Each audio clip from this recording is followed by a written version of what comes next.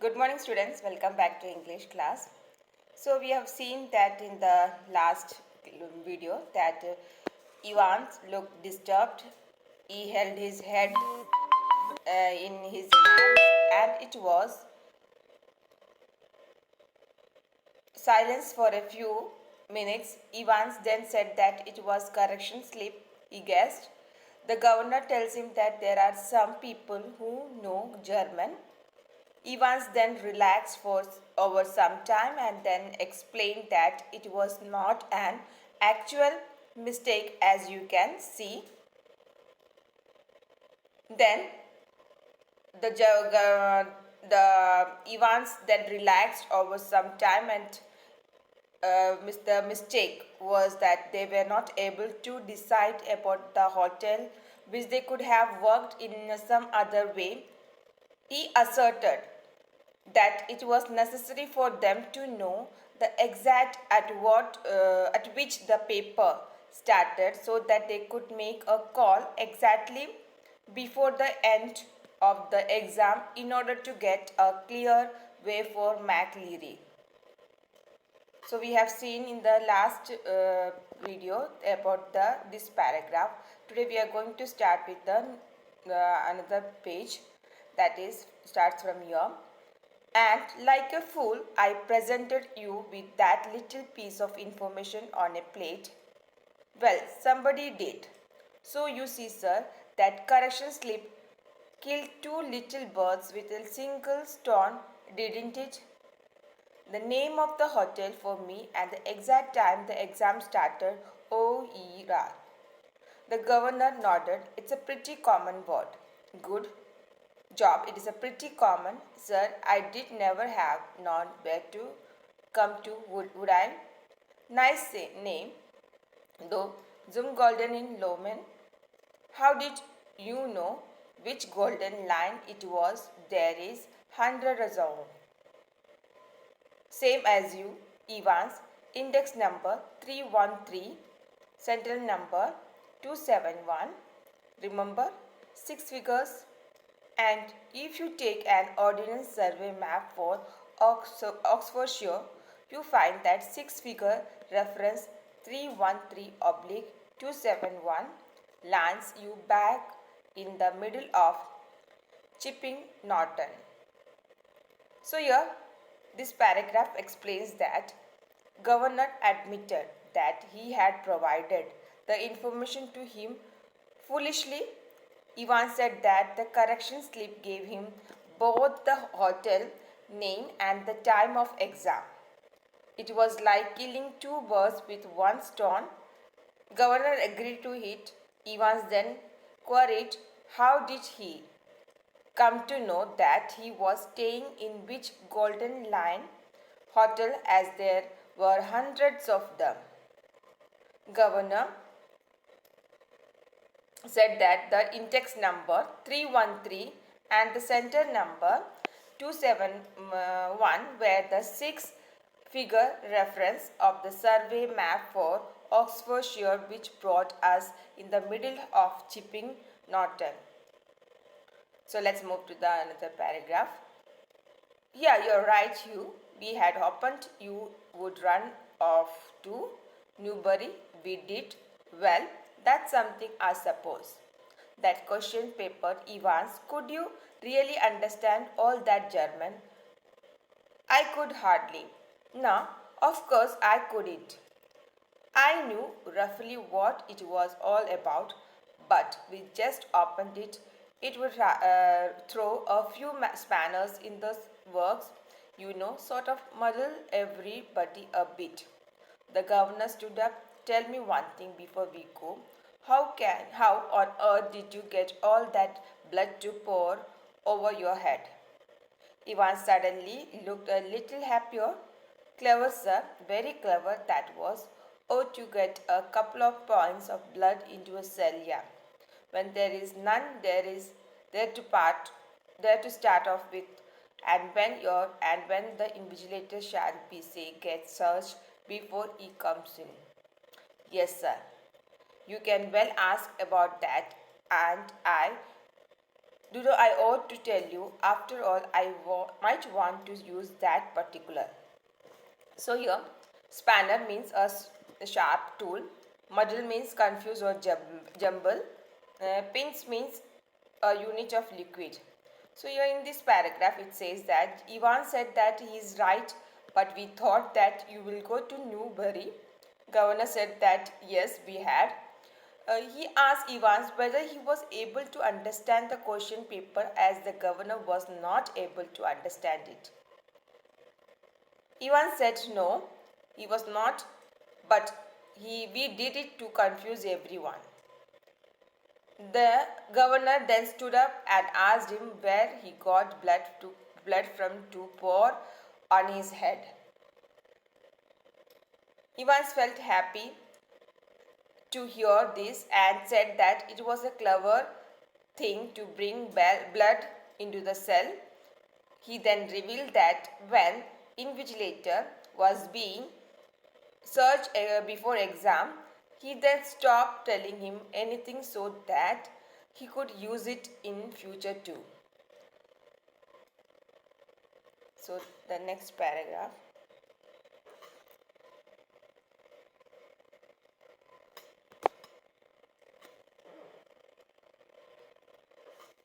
Anything to do with a little rubber ring for piles, perhaps. Evans grinned feebly.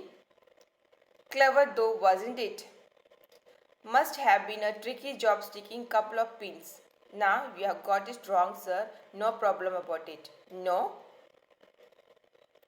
Nah, it's clothing, you see. That's big trouble. We got the blood easy enough. Pig's blood it was from the slaughter house in Clinton. But to stop it clotting, you have to mix your actual blood. Evans took a breath. With 1/10 of its own volume of 3.8% trisodium citrate. Didn't know that, did you, sir? The governor shook his head in a token of reluctant admiration. We learn something new every day, they tell me.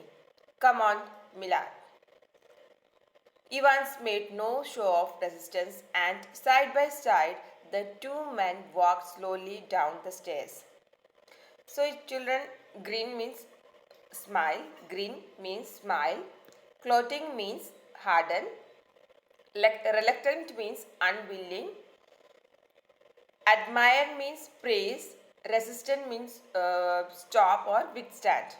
So here the governor guessed it to be a rubber ring for piles, even smiled weakly and said it was a clever thing.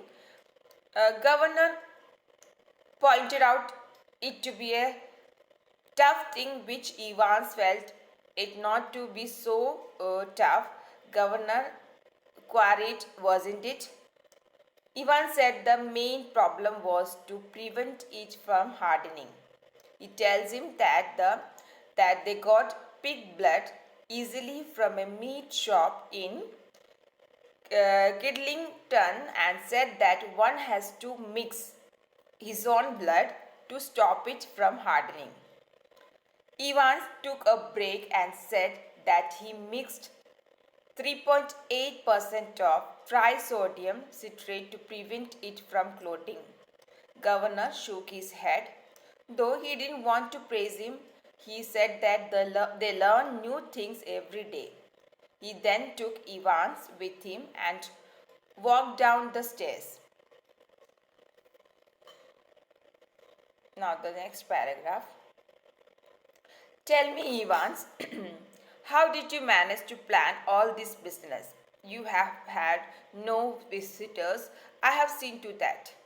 You have had no letters. I have got lots of friends, though. What's that supposed to mean? Me German teacher for a start. You mean, but he was from technical college, was he? Evans was almost enjoying it all now, ever. Check up on him, sir. God Almighty, there is far more going on than I. Always will be, sir. Everything ready. asked the governor as they stood up by the reception desk. The ones out the front, sir, and said the pretty blonde receptionist. Evans winked at her, and she winked back at him. It's almost made his day. A silent prison officer handcuffed the recaptured Evans, and together the two men clambered awkwardly into the back seat of the prison van. See you soon, Evans. It was almost as if the governor was saying farewell to an old friend after a cocktail party. Cheerio, sir. I was just wondering. I know your German's pretty good, sir, but you know any more of these modern languages? Not very well. Why? So, children, handcuffed means shackled, clambered means climb, awkward means what? Unease. I repeat, handcuffed means shackled, clambered means climb, and awkward means what? Unease. So your governor asked how he planned this as he had no visitor or letters for him. He replied that he had many friends, even his German teacher was his friend. Governor surprisingly said that the teacher was from technical college. Evans questioned whether he had ever verified it. The receptionist said that the van was ready. Both Evans and the receptionist winked at each other. Evans was then shackled by the prison officer and they both climbed the van. The governor said bye in a way as he was bidding him farewell. Evans asked him whether he knows any other language. The governor asked him the reason behind this. So let's move to the next page.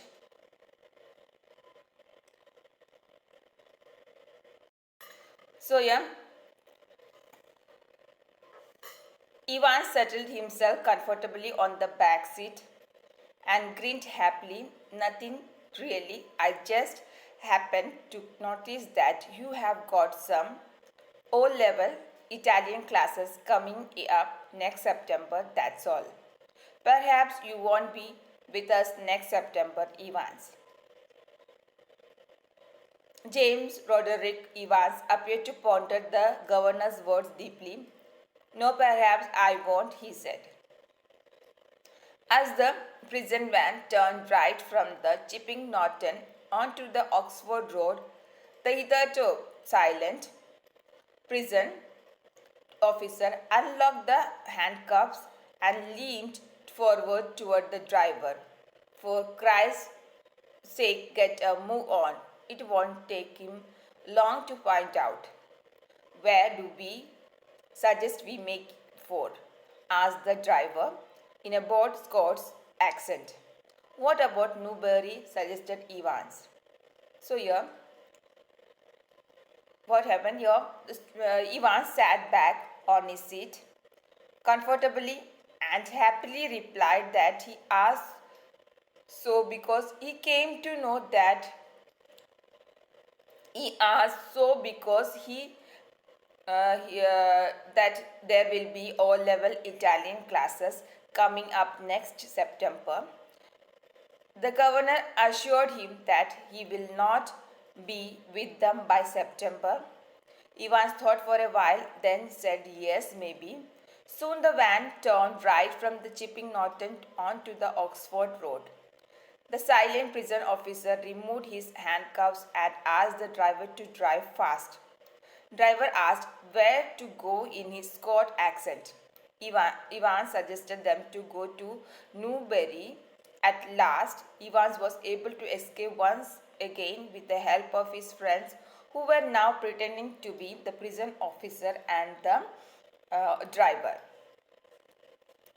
So we have seen that this in this lesson in this video we have discussed from here that we have seen that Evans looked very disturbed.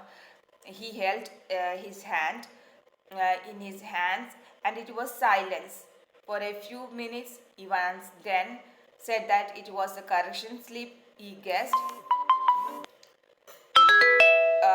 Then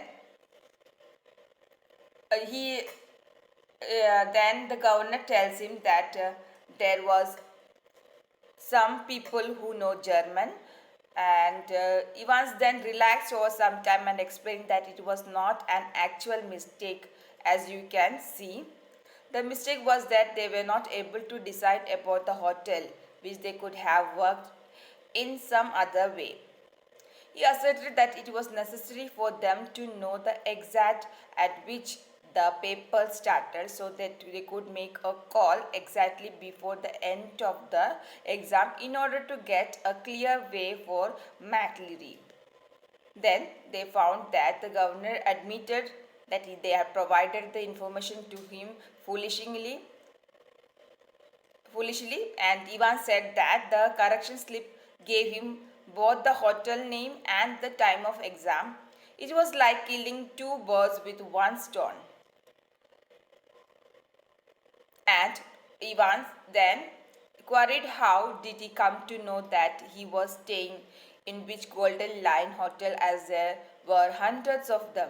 Governor said the index number 313 and the central number 271 were the six-figure reference of the survey map for Oxfordshire which brought us in the middle of Chipping Norton. Then Ivan said, "He is right, but we thought that you will go to Newbury. But we thought that you will go." Governor said that yes, we had. He asked Evans whether he was able to understand the question paper as the governor was not able to understand it. Evans said no, and he was not, but we did it to confuse everyone. The governor then stood up and asked him where he got blood to pour on his head. Evans felt happy to hear this and said it was not a clever thing to bring blood into the cell. He then revealed that when invigilator was being searched before exam, he then stopped telling him anything so that he could use it in future too. The governor guessed it to be Rubber King for piles. Evans smiled weakly and said it was a clever thing. Governor pointed out it to be tough thing, which Evans felt it not to be so tough. Governor queried, wasn't it? Evans said the main problem was to prevent it from hardening. He tells him that they pick blood easily from a meat shop in Kidlington and said that one has to fix his own blood to stop it from hardening. He once took a break and said that he mixed 3.8% of trisodium citrate to prevent it from clotting. Governor shook his head, though he did not want to praise him. He said that they learn new things every day. He then took Evans with him and walked down the stairs. Then governor asked him how he planned this as he had no visitors or letters for him. He replied that he had many friends. Evans' German teacher was his friend. Governor surprisingly said that the teacher was from technical college. Evans questioned whether he had ever verified it. The receptionist said that the van was ready. Both Evans and the receptionist winked at each other. Evans was then shackled by the prison officer and they both climbed the van. The governor said bye in a way as he was bidding him farewell. Evans asked him whether he knows any other language. The governor asked him the reason behind this. Evans sat back on his seat comfortably and happily replied that he asked so because he came to know that there will be O-level Italian classes coming up next September. The governor assured him that he will not be with him by September. Then we have said that Evans thought that for a while and then said yes, maybe. Soon the van turned right from the Chipping Norton onto the Oxford Road. The silent prison officer removed his handcuffs and asked the driver to drive fast. The driver asked about where to go in his Scotch accent. At last, Evans was suggested them to go to Newbury. At last, Evans was able to escape once again, and with the help of his friends who were now pretending to be the prison officer and the driver. This we have seen. We have completed this lesson. Let's do the recap of this lesson summary. Let's discuss the summary of this lesson. So, we have seen that this story starts with a telephonic conversation between the governor and the examination board secretary.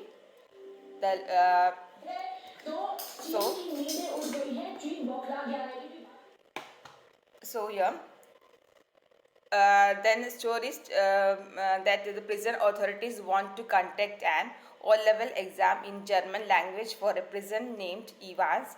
Secretary asked about the venue of the exam and also about the invigilator for it. The governor replied the exam can be conducted in Evans' cell and the churchman will be appointed as the invigilator for the exam. So before that, this is a story.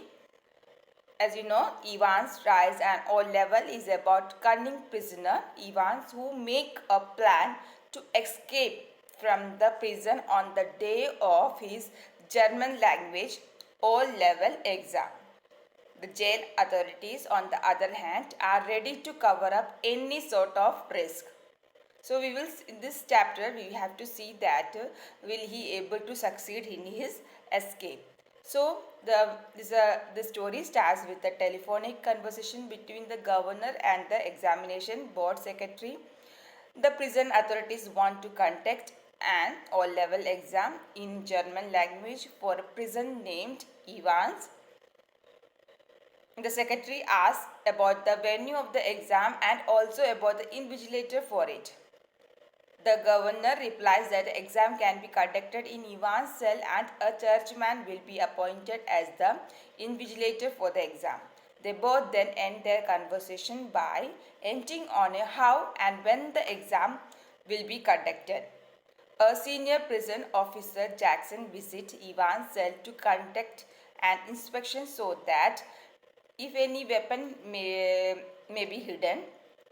They are going through this checking because Evans had successfully escaped from his prison earlier also. The episode gave him the name of Evans the Brave. The governor was not ready to take any risk with this as it could bring a bad name to him. Jackson and the Stephens checked the cell thoroughly. They had taken away his nail scissors earlier and Jackson ordered Stephens to take away his razor blade as soon he had shaved. Jackson ordered Evans to take off his hat but left it because Evans requested him not to do as it was his lucky hat for the exam. All sorts of arrangements were made to keep a check on Evans. Even a microphone was placed in his cell. On the day of the exam, McLeary, the churchman, reached the prison and was assisted to cell by Stephens. The governor was informed that the exam was about to begin and the cell did not have any weapons.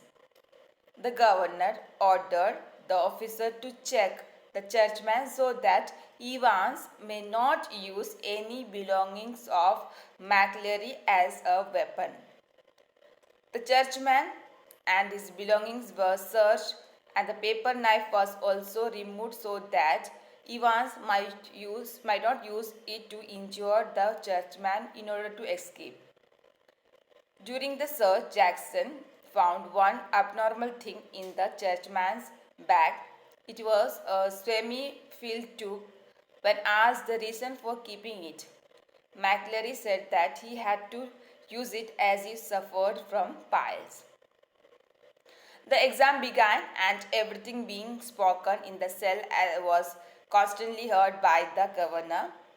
Meanwhile, a phone call from the examination board for some correction in the question paper made the governor suspicious. He cross-checked it by dialing the number again, which turned out to be busy. He then again there was a phone call from the magistrate demanding for police officer and a van. Such things were suspicious to the governor, but he calmed down as he was sure of his arrangements. Stephen stood outside the cell and peeped inside every minute. It was always the same, but later on he noticed that Evans had put a blanket around himself. Though he doubted it at first and then stopped thinking much as it was cold inside the cell. Later on, exam was conducted as the governor ordered on the phone. Stephens accompanied McLeary to the gate. Everything went as planned and Stephens was happy to be sure of himself. Once again went to the cell for a final look. He was shocked to see McLeary lying in a pool of blood. Soon the news spread that Evans had injured the invigilator and had escaped from the jail by impersonating him. McLeary, who was badly injured, was taken to the governor as he had some important information. McLeary told the governor about the photocopy being placed on the question paper, which shared the escape plan with Evans. The governor tried to decode the German language and found out that Evans would reach Newbury after his jailbreak. Soon Superintendent Carter was called and McLeary was sent with him to catch Evans. Both Jackson and Stephens were scolded for being unaware about Evans having a false beard and the churchman's belonging in his cell. He then ordered both of them to go to St. Aldate's police station and meet Chief Inspector Bell.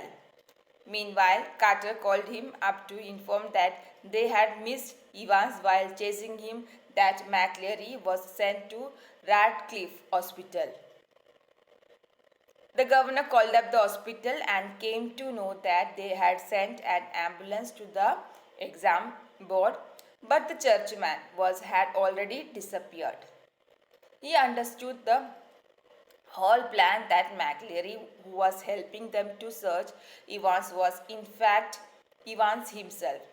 Soon the real McLeary was also found by the police, who was tied up at his house. On the other hand, Evans had reached Hotel Golden Lion and was enjoying his freedom. When he reached the hotel room, he found the governor in his room. He told Evans that he had all these men around, so there was no chance for him about his plan.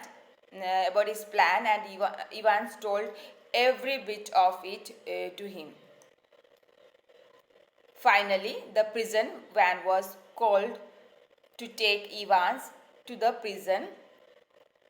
The governor felt proud of catching him again. As soon as the van started, the prison officer unlocked the Evans handcuffs and asked the driver to drive fast so that the police could not catch them again. Finally, Evans once again managed to escape from the clutches of the police with the help of his friends. This is the summary of this lesson, and let's see what is the theme of the lesson. Evans tries an O level. So theme, if we talk about the theme of this story, is a clever escape planned by the convict on the pretense of taking a language exam in prison. The convict, even after being caught, still has the last laugh and make his escape. Then this so let's see, as I discussed in the earlier video also, that what is the all level exam. It's a public examination for secondary school students, usually 15 to 16 years old, testing basic knowledge in various subjects required before advancing to more specialized courses of study. Pass in this, they have to pass in this examination. So this is the all level examination. This what does it mean? And we have completed this lesson and summary, and the I have explained you the paragraph wise also. Next class we will discuss the question answer of this lesson. Until then, keep reading, keep watching. Bye.